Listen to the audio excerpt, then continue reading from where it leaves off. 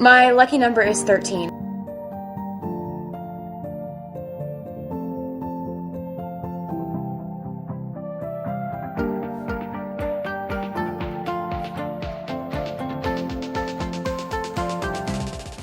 Bonjour à tous, bienvenue dans 13 pour notre tout premier épisode. On est ravis d'être là. Je suis Natacha. Et je suis Honorine. Alors aujourd'hui, on va parler de plein de choses. On va utiliser ce premier épisode de podcast pour vous expliquer ce qu'on veut faire, comment on va avancer dans ce podcast. Alors on va essayer de parler de plein de sujets, notamment du chiffre 13 qu'on va beaucoup répéter. Par avance, je m'excuse pour tous ceux qui détestent ce chiffre. Ça risque d'être long pour vous. Il faut pas être superstitieux, quand on est Swiftie, malheureusement. Ou il faut l'être, je sais pas, c'est peut-être une manière. Pour commencer, ce podcast, c'est Honorine et moi qui avons eu cette idée. On adore parler de Taylor, mais genre, vraiment beaucoup et du coup, on s'était dit que ça pourrait être fun ce contenu sur, internet aujourd'hui, mais en français parce qu'il y en a pas ou pas beaucoup. Exactement. On s'est rendu compte que la plupart du contenu, aujourd'hui, il est en anglais principalement. Beaucoup de fans de Taylor parlent anglais parce que, pour comprendre ses paroles, c'est vraiment, un point essentiel. Mais, bah, on peut quand même s'intéresser à elle et ne pas forcément maîtriser la langue et donc, on s'est dit qu'il y avait un manque de contenu en français sur Taylor, en tout cas du contenu proposé par les fans. Et comme il s'agissait de parler et de parler de Taylor, bah, du coup, on s'est super bien rencontrés parce que c'est ce qu'on préfère faire. Donc bienvenue chez nous. Nous ne sommes pas tous fous et puis, bah, j'espère que vous allez vous amuser avec nous.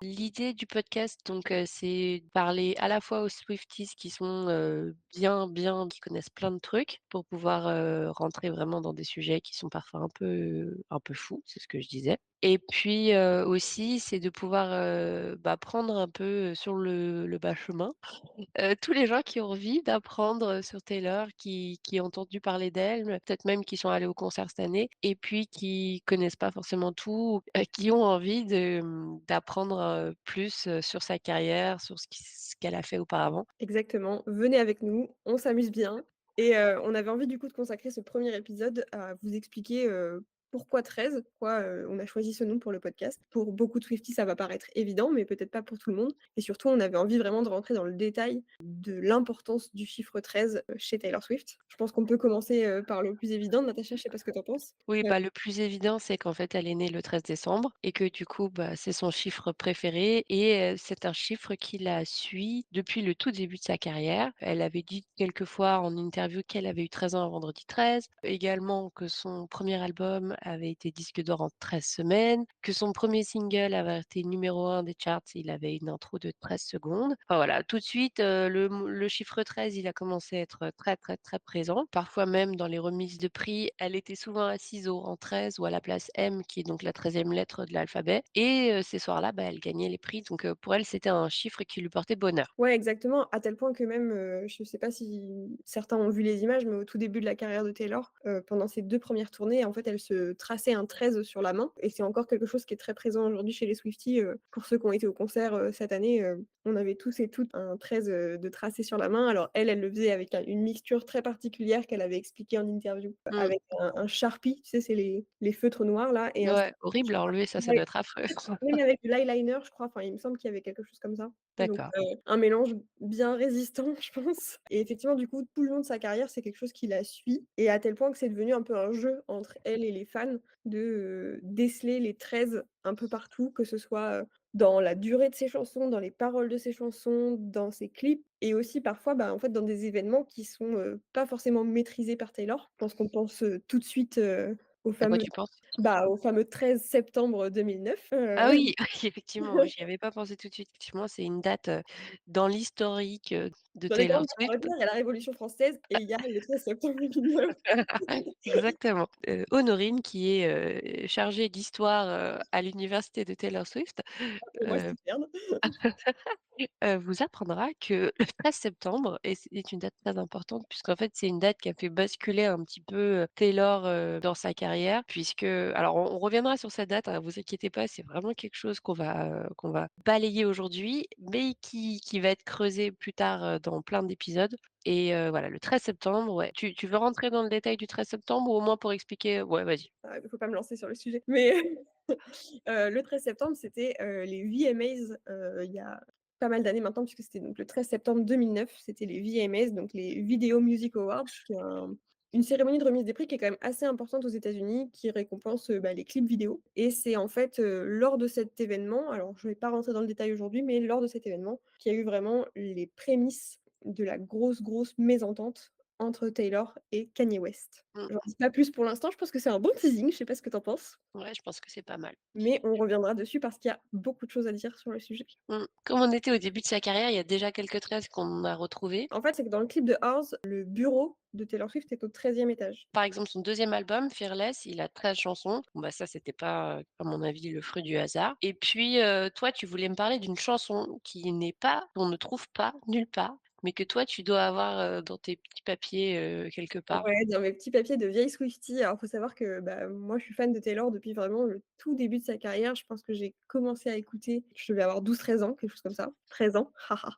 Hem, à peu près dans ces eaux-là et en fait, tout de suite, tomber un peu dans les bas-fonds d'internet, à ce moment-là pour réussir à trouver la musique de Taylor de manière, plus ou moins légale, on va bien le dire. À cette époque, c'était Ah, très c'était commun.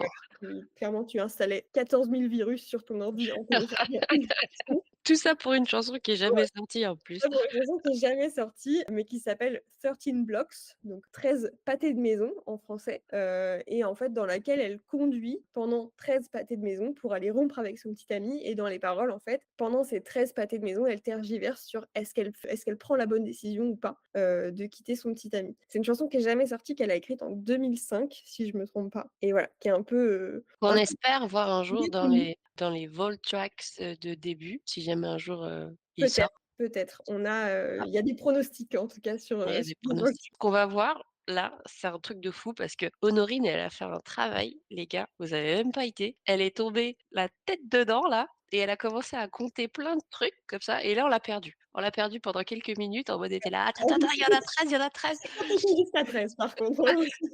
Et donc, elle a retrouvé, mais trop de fois, des 13 partout, dans plein de chansons, et du coup, je pense que c'est rigolo parce que j'avais jamais fait attention à ça. C'est une fois qu'on a commencé à réfléchir à ce podcast et justement à ce premier épisode que, en fait, j'ai commencé à écouter et du coup, maintenant, ce que je fais aussi, c'est que j'écoute des chansons et je compte et je me dis: «Ah non, ça marche pas, non, ça marche pas, Bon, je suis deg». ça marche pas à tous les coups. Ça Mais marche pas à tous les coups. Mais mais par contre, ceux qu'on a trouvés, enfin ceux que tu as trouvés, il faut que tu nous les dises parce que franchement, c'est bijoux. ouais, donc là, on se concentre surtout sur les paroles des chansons et en fait sur les occurrences de certains mots qui reviennent donc, vous l'avez compris, 13 fois dans certaines chansons. Peut-être, je sais pas si je vais les faire dans l'ordre, non, je Fais comme tu le sens. donc ouais, on se concentre vraiment sur les occurrences, de certains mots dans les chansons qui reviennent du coup 13 fois. Donc par exemple, on a, 13 fois le mot lucky dans, The Lucky One qui était, dans l'album Red. On a 13 fois l'expression That's my man dans That's Willow. my man. Pardon. Pour ceux qui ne Heu, l'avaient pas, c'est cadeau. on a 13 fois le I knew you dans Est-ce que je vais Cardigan. tous les faire ou est-ce qu'on s'arrête là? On a 13 fois le Beautiful dans Stay Beautiful du premier album. Elle dit 13 fois 22 dans 22. 22. Est-ce qu'elle fait 13 fois aussi youhou? J'ai pas compté, mais faudrait regarder. Et mon petit préféré, parce qu'il faut savoir que mon album préféré, c'est Reputation. Voilà, je pose ça là, c'est dit, C'est c'est dit. ancré dans le marbre. Dans la chanson Endgame, elle répète 13 fois Reputation. Et ce que je trouve très Big cool, parce que reputation. c'est le titre de l'album, mais il y a pas de chanson, éponyme. Mais par contre, elle dit 13 fois Reputation dans Endgame. Et on a aussi un autre 13 qui est un peu moins évident dans les paroles des chansons. C'est dans la chanson Paper Rings, donc qui est dans l'album Lover. Bien dans l'intro, elle dit 1, 2, 1, 2, 3, 4. Et donc si on compte 1, 2, 1, 2, 3, 4, Ça fait bah, ça fait 13. Si les calculs sont exacts. j'ai pas recompté, je te fais confiance. 1 plus 2 plus 1 plus 2 plus 3 plus 4. Ouais, c'est Les la calculs folie. sont bons, ça fait 13. On en retrouve aussi beaucoup, beaucoup. Donc là, si on passe plutôt côté, visuel, sur des choses qu'on doit voir, on en retrouve beaucoup, bah, dans ces clips. Alors maintenant, c'est quelque chose que les fans vont chercher tout de suite parce que les 13, bah, maintenant on est, tous, voilà, aguerris. Donc maintenant dans les clips, tout le monde va chercher des 13 et c'est vrai qu'on en trouve énormément. Je pense que ce serait bien là qu'on fasse une parenthèse pour ceux qui aiment la fête de Pâques et qui adorent chercher du chocolat et ben, vous êtes la bienvenue ici parce qu'ici C'est un sponsor super chaud. Notre non ouais, équipe le sponsor les Pâques. J'avoue, c'était un peu tiré par les cheveux, mais ça se fait quand même, non? Ça se fait. On Hem, contacte Milka sur le champ. on peut y aller.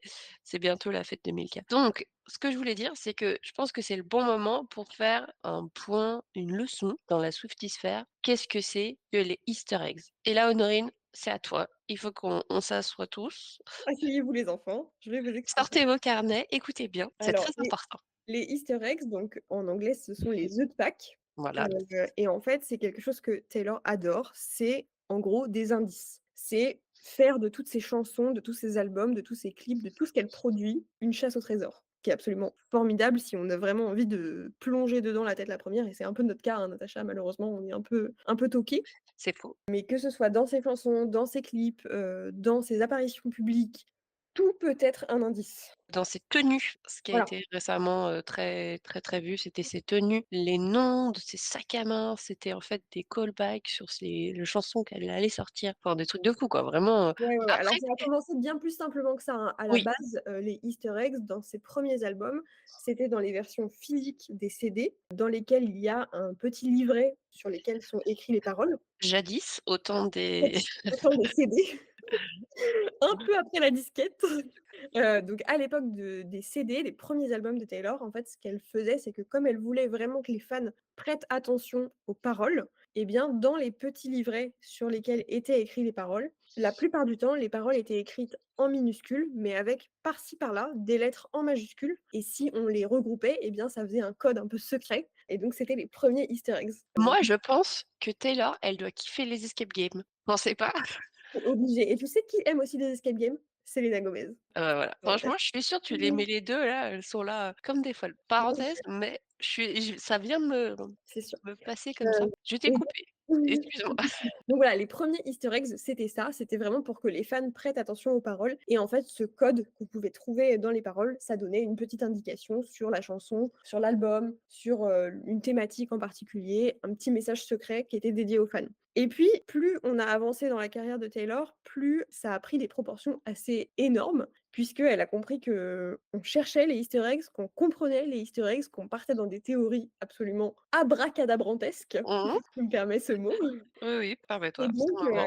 elle s'est mise à faire des easter eggs de plus en plus compliqués, à les prévoir de plus en plus à l'avance et de manière, de plus en plus, folle en fait, hein, notamment comme tu le disais, parfois dans ses apparitions publiques, il faut aller regarder quel est le nom du modèle du sac à main qu'elle porte et ça nous donne un indice. Alors parfois nos théories sont complètement erronées, même très souvent, Très souvent. mais c'est hyper amusant et ça crée un lien entre elle et nous qui est hyper spécial et je ne suis pas sûre qu'il y ait vraiment ce lien dans d'autres communautés de fans avec d'autres artistes. En tout cas pas à ma connaissance. Ouais, c'est vrai. Ce qui est très, très drôle aussi, c'est qu'à l'inverse, souvent les fans, ils ont un peu tendance à partir, dans toutes ces théories.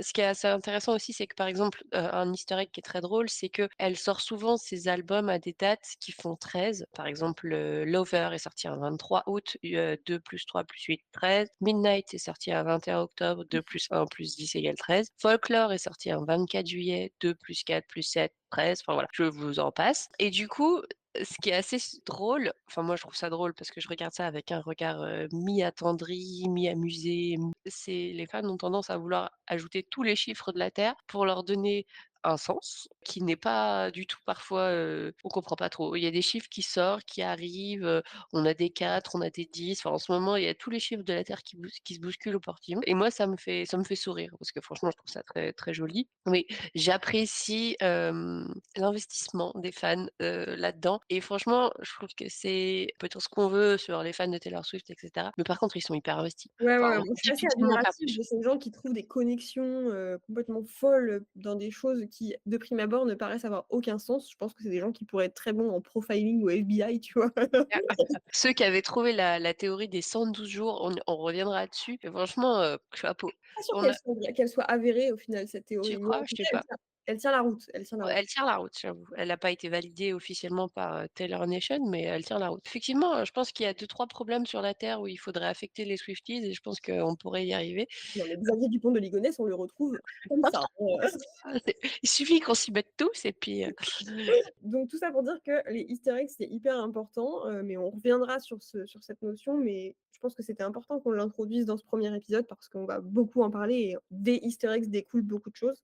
Mmh. notamment les théories. De manière visuelle, il y a plein de tresses qu'on retrouve donc dans les clips. Je vous invite à aller regarder les clips si vous le souhaitez. Dans Out of the Woods, c'est une chanson, dans laquelle elle court dans les bois. Bah, elle tombe 13 fois, donc elle doit se faire super mal parce que franchement, ça doit pas être possible de tomber autant de fois et même moi qui suis maladroite, je tombe pas autant. Donc bichette et surtout Out of the Woods, si on additionne toutes les lettres, bah, ça fait 13 lettres, donc c'est incroyable. Ce clip de Out of the Woods, elle l'avait montré pour la première fois un 13 octobre. Ça s'invente pas. Dans le clip de Me sur l'album Lover, on retrouve 13 nuages. Ça peut pas être quelque chose qui est là juste comme ça.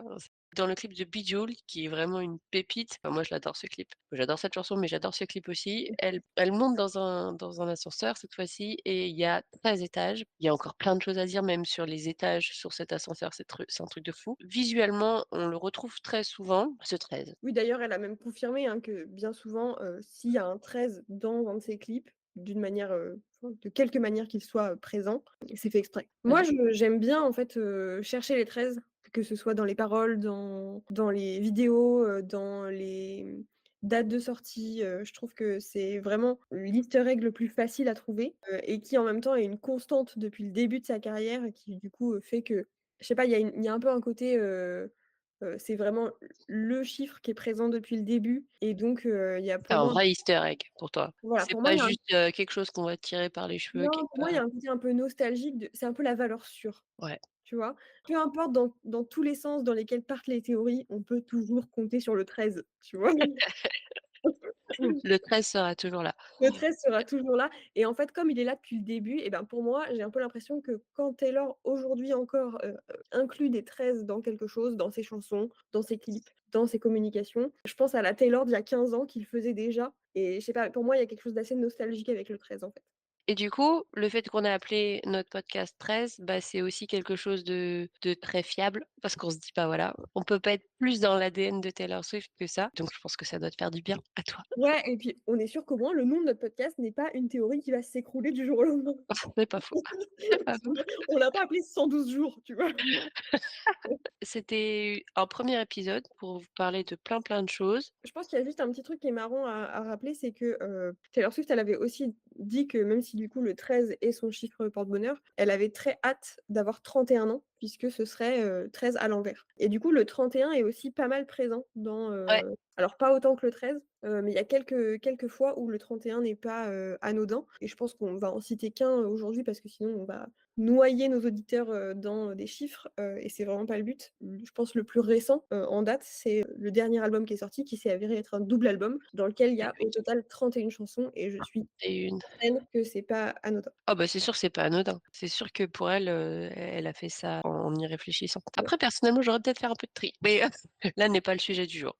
On parlera Alors un jour des chansons que nous n'aimons pas, Natacha, mais on va pas commencer à créer des guerres dès le premier épisode. voilà, alors ce que je voulais dire aussi et je pense que c'est très important, on est là pour passer un bon moment, on est là pour rigoler, pour échanger. On n'est pas forcément obligé d'être tous du même avis et on va faire ça dans la plus grande gentillesse et le plus grand partage.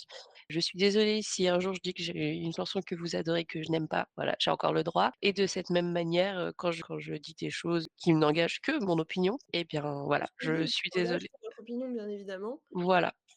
Et quand je dis tout à l'heure que, mon album préféré est Reputation, je l'assume de tout mon cœur, mais je sais aussi que c'est un album qui est un peu clivant, qui est loin d'être le préféré de tout le monde et c'est pas grave. Ouais, c'est pas grave parce que justement, en fait, le but de ça, c'est que, bah, on peut échanger, on peut justifier nos points de vue, on a plein d'arguments aussi, pour dire: «Bah, moi, j'aime ça pour ça, pour ça, pour ça». Donc voilà, avançons dans la joie, dans l'amour et dans la musique de Taylor Swift et et continuons ce chemin ensemble de ce podcast. Je pense que c'était important de le dire. C'est vrai, un gentil disclaimer en mode, ne venez pas nous menacer de mort, si nous avons dit des choses On comme est ça. juste des fans, qui échangeons toutes les 2, mais du coup aussi avec vous et on est vraiment là, dans la bienveillance et je pense que c'est l'ambiance générale de la communauté de Taylor Swift, mais c'est important de le rappeler. Évidemment, ce podcast, c'est nous qui parlons, mais si vous avez des idées, vous avez des suggestions, vous avez des théories un peu farfelues ou un peu moins farfelues sur lesquelles Vous vous avez souhaitez compté des 13.